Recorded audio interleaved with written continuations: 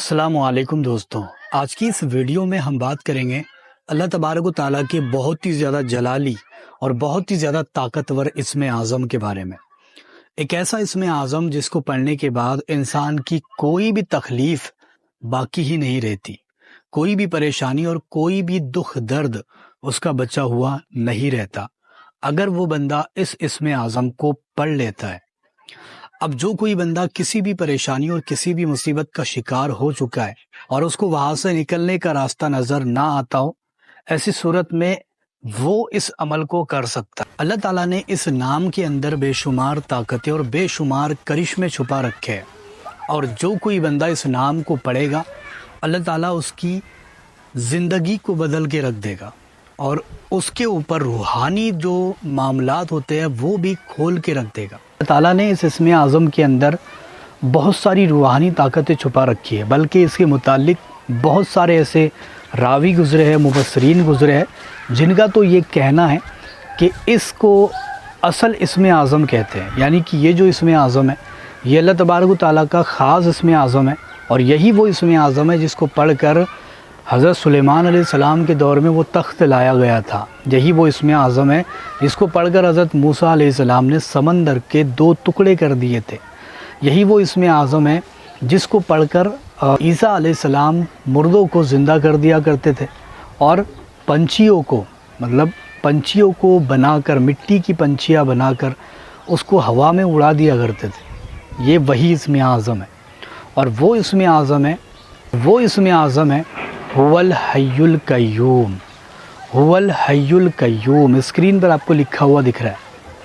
اس اسم اعظم کی بے شمار طاقتیں ہیں، روحانی طاقتیں اور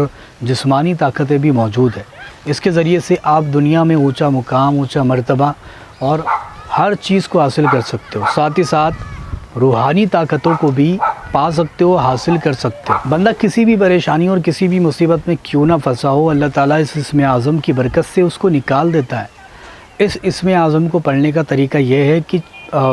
جمعرات کے دن سے، یا پھر ہو سکے تو 9 چندی جمعرات سے اس اسم اعظم کو پڑھے، اور اس اسم اعظم کو عشاء کی نماز کے بعد اچھی طریقے سے وضو کر کے اور جا نماز بچھا کر پھر آپ کو یہ پڑھنا ہے، اور ہو سکے تو زیادہ پڑھے، بنا گنتی کے پڑھے۔ اگر تعداد لگا کر پڑھ رہے تو 1001 مرتبہ پڑھے،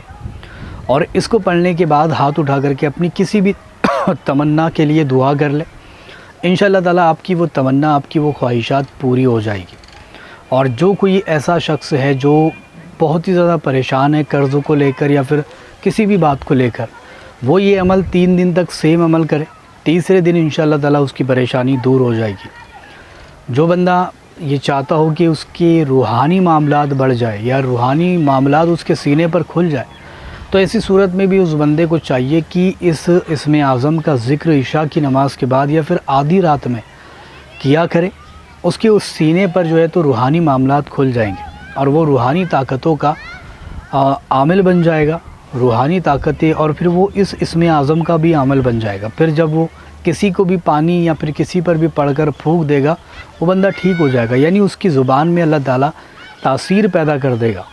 اس اسم اعظم کی بدولت۔ اور یہ واقعی بہت ہی زیادہ طاقتور اسم اعظم ہے۔ جب انسان سچے دل سے اس کو پڑھتا ہے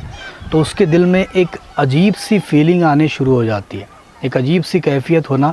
شروع ہو جاتی ہے جب بھی بندہ اس اسم اعظم کو پڑھتا ہے۔ اب اگر آپ بھی کسی مصیبت پریشانی میں پھنسے ہو تو اس اسم اعظم کو ضرور پڑھ لیا کرو، ہو سکے تو 33 مرتبہ ہی صحیح۔ اگر آپ دوسرے کسی کام کے لیے کر رہے ہو، جیسے روحانی مسئلوں کے لیے، روحانی بیماری کے لیے یا پھر روحانی علاج کے لیے، اس کے لیے اس کو پڑھ سکتے ہو رات کے تنہائی والے حصے میں بیٹھ کر۔ انشاءاللہ تعالیٰ آپ اس کے ذریعے سے بہت سارے نظارے دیکھ پاؤ گے، روحانی دنیا کے نظارے اور کرشمے اپنی آنکھوں سے دیکھ پاؤ گے جب آپ اس کو پڑھنا شروع کرو گے۔ تو جلدی سے جاؤ، اس کا ورد کرنا شروع کرو، اور آج سے ہی اس کے جو فائدے ہیں وہ اپنی آنکھوں سے دیکھتے چلے جاؤ۔